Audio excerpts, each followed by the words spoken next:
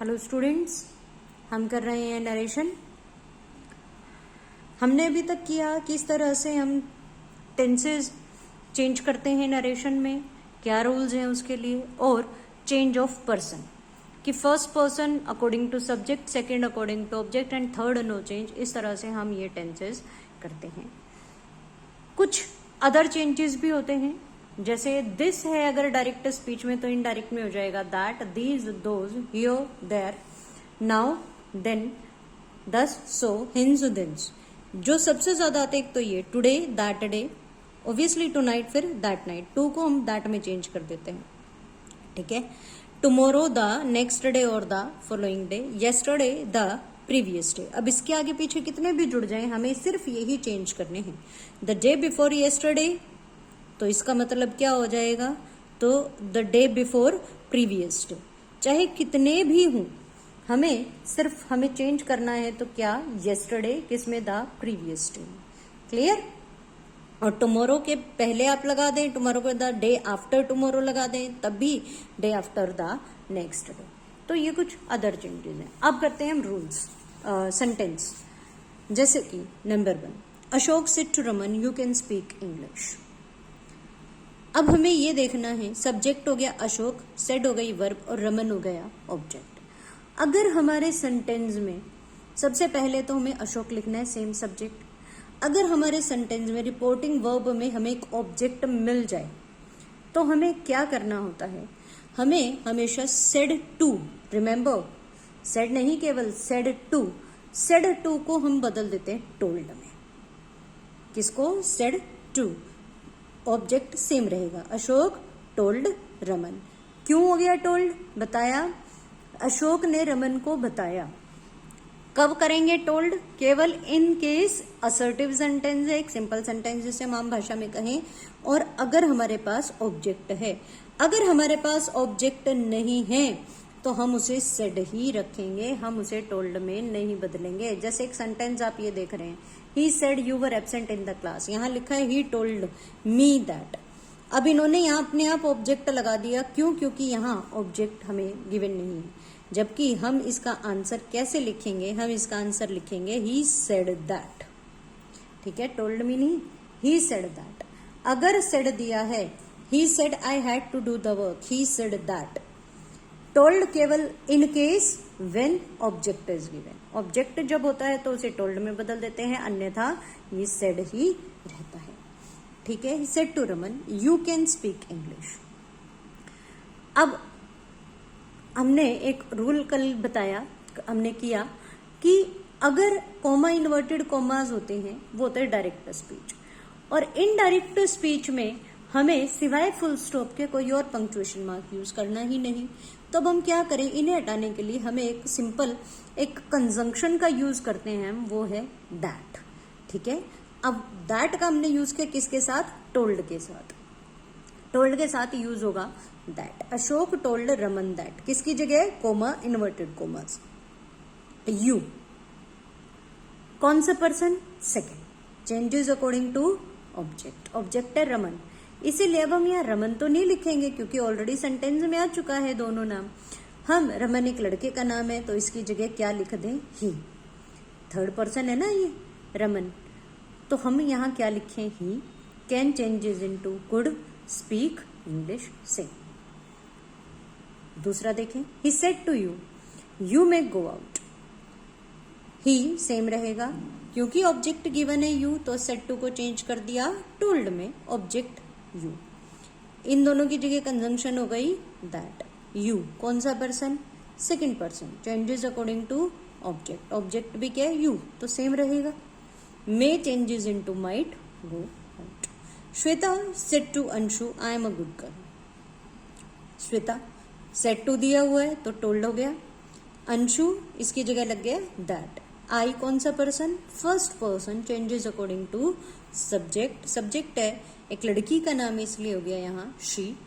M change हो गया was में, she was a good girl. Meena said to Sulekha, you are my best classmate. Meena told Sulekha that she was her best classmate. मैं आपको इसकी photo भेजूंगी, आप उसमें मैच कर सकते हैं, पढ़ के देख सकते हैं। इसी तरह ये सारे सेंटेंस किए जाएंगे।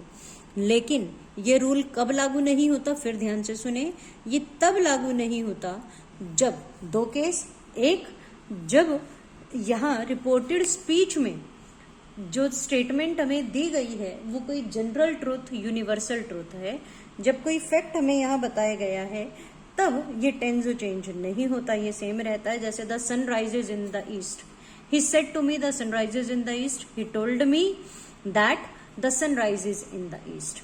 ठीक है, बाकी सारे चेंजेस हो जाएंगे, सेड टू को टोल्ड में भी बदल देंगे, दैट भी लगेगा, लेकिन टेंस चेंज नहीं होगा।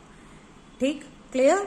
The teacher said honesty is the best policy, the teacher said that honesty is the best policy, is he रहेगा, बाकी कोई चेंजेस, बाकी सब चेंजेस होंगे लेकिन टेंस चेंज नहीं होगा। कब? जब यूनिवर्सल ट्रूथ दिया गया है। फिर टेंस एक और केस में चेंज नहीं होता, कब? जब यहां पर प्रेजेंट या फ्यूचर टेंस दिया गया हो। अगर यहाँ सेज है यानी फर्स्ट फॉर्म है, तो अगर ऑब्जेक्ट है तो उसको टेल्स में तो लिख देंगे, my brother says to me, Vinay says to me I am your friend, Vinay tells me. ठीक है, फर्स्ट फॉर्म को फर्स्ट में ही चेंज करेंगे लेकिन टेंस चेंज नहीं होगा। I first person changes according to subject हो गया ही के साथ इज लगेगा। Your second person according to object हो गया ही is my best friend. My brother tells me that he loves me, he told me, यहां जैसे ही सेड हुआ वैसे ही टेंस चेंज हो गया। आई थिंक ये क्लियर हो गया होगा बिल्कुल। आप जितने भी सेंटेंस लेना चाहें, हमको पुराने पेपर्स में से मिलते हैं, आप उनकी प्रैक्टिस एक बार जरूर करें। अब बात करते हैं, अब जैसे ये देखिए ये सेंटेंसेस ये लिखे हुए हैं, मैं आपके पास फोटो भी भेज दूंगी कि जितने भी आपके पास इस तरह के सेंटेंसेस होंगे, the guru said work is worship, the guru said that work is worship. ठीक है, अब अगर यहाँ पर कोई इसको वॉज कर देगा तो वो क्रॉस लगाया गया है, ये गलत होगा।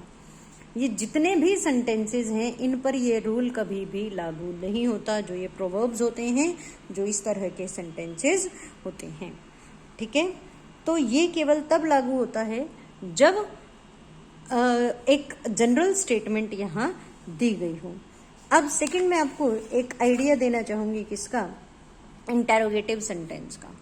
इंटेरोगेटिव सेंटेंसेस में हम किस तरह से चेंज करते हैं। इंटेरोगेटिव दो तरह के सेंटेंसेस होते हैं। एक इंटेरोगेटिव सेंटेंस होता है जिसमें हमें जो हेल्पिंग वर्ब से शुरू होता है, आर यू डूइंग दिस, जैसे ये were you absent there, are you a student, have you a mobile set, did you teach my sister, are you going away. तो एक तो वो, दूसरे होते हैं जो WH फैमिली से शुरू होने वाले होते हैं। ठीक है, WH से तो सेम रूल्स होंगे, सिर्फ हमें क्या ध्यान रखना है, इस क्वेश्चन मार्क को हटाना है। क्वेश्चन मार्क को हटाने के लिए हमें क्या करना होता है, हमें केवल इतना ध्यान रखना है, क्वेश्चन मार्क एक सेंटेंस एक क्वेश्चन तब बनता है जब हेल्पिंग वर्ब सब्जेक्ट से पहले आती है। जब भी हेल्पिंग वर्ब सब्जेक्ट से पहले होगी वो एक क्वेश्चन होगा, लेकिन जैसे ही हेल्पिंग वर्ब सब्जेक्ट के बाद पहुंच गई वो हमारा एक असर्शन हो जाएगा, असर्टिव सेंटेंस बन जाएगा। ठीक है, he said to me are you a student. अब इसमें हमें ध्यान रखना है कि सेड को चेंज कर देते हैं आस्क्ड में, चाहे ऑब्जेक्ट गिवन हो या नहीं गिवन हो, तो हम उसे क्या लिखेंगे, ही आस्क्ड मी। हेल्पिंग वर्ब इसमें दैट नहीं, सॉरी इसमें हेल्पिंग वर्ब कह रही हूं, इसमें कंजंक्शन दैट नहीं होती, इनफैक्ट इसमें कंजंक्शन यूज होती है इफ या वेदर। ठीक है, इफ या वेदर। कब? जब ये एक हेल्पिंग वर्ब से शुरू हो रहा हो। सिर्फ रूल्स बिल्कुल सेम है, सिर्फ क्या करना है, हमें प्लेसमेंट ध्यान रखनी है। इसके तुरंत बाद हमें सब्जेक्ट लगाना है, सब्जेक्ट है इसमें you, second person, changes according to object. Object क्या है यहाँ, मी, तो यहाँ आंसर में क्या हो जाना चाहिए, I. He asked me if I, are change हो गया वॉज में, if I was a student. ठीक है, she said to Raman have your mobile set, she asked Raman if, ठीक, you second person according to object, Raman की जगह क्या आ गया, he. If he, have changes into had, if he had a mobile set. Were you absent there, he said, he asked. चाहे इसमें object given हो या ना हो, ये आस्क्ड में ही लिखा जाएगा। ही आस्क्ड इफ यू, अब ऑब्जेक्ट तो नहीं है, हम क्या करें, अपने आप को अज्यूम कर सकते हैं या किसी और को भी लिख सकते हैं, ही भी लिख सकते हैं।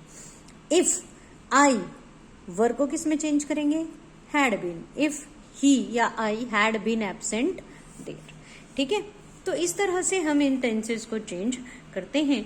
और ये हमारा एक सिंपल, अगर हेल्पिंग वर्ब से शुरू होने वाला है क्वेश्चन तो हम इस टेंस को ऐसे चेंज करेंगे। लेकिन वही सिर्फ थोड़ा सा अंतर है, अगर वही हमारा सेंटेंस WH फैमिली से शुरू होता हो, ठीक है, तो WH फैमिली से जब भी शुरू होगा हम हमेशा क्या करेंगे, कंजंक्शन कोई और यूज ही नहीं करेंगे, इनफैक्ट उसी वर्ड को हम यूज करेंगे। He said to me when will you return. देखिए इसमें दो सेंटेंस लिख के दिए गए हैं, दोनों गलत है, लिखा हुआ है कि ये गलत है, ऐसे चेंज नहीं होगा। आंसर क्या होगा, he asked me, said to change हो गया आस्क्ड मी क्योंकि क्वेश्चन है। इफ का यूज नहीं करेंगे, हम क्या यूज करेंगे, एज इट इज, ये इंटेरोगेटिव वर्ड यहां लिख देंगे और बाकी पैटर्न बिल्कुल सेम होगा। इसके बाद सब्जेक्ट, फिर हेल्पिंग वर्ब, फिर main verb. When I will changes into would, when I would return. ठीक है, the counsellor said to me whom do you want to meet in the office? The counsellor asked me, WH से शुरू होने वाला interrogative word है, whom same रहेगा, whom। अब क्या आना चाहिए इसके बाद, सब्जेक्ट, सब्जेक्ट क्या है, यू, सेकेंड पर्सन मी, तो इसलिए यहां हो गया आई। whom I, do plus do does question mark changes into second form of the verb, whom I wanted to meet in the office। ये चीजें बेटा आप केवल और केवल प्रैक्टिस से सीख सकते हैं। जितने सेंटेंसेस की आप ज्यादा प्रैक्टिस करेंगे उतनी ही ज्यादा आपकी बेटर इस पर कमांड होगी। अभी के लिए मैं आपको ये इंटरोगेटिव तक ही करा रही हूँ, will do the rest later. Thank you.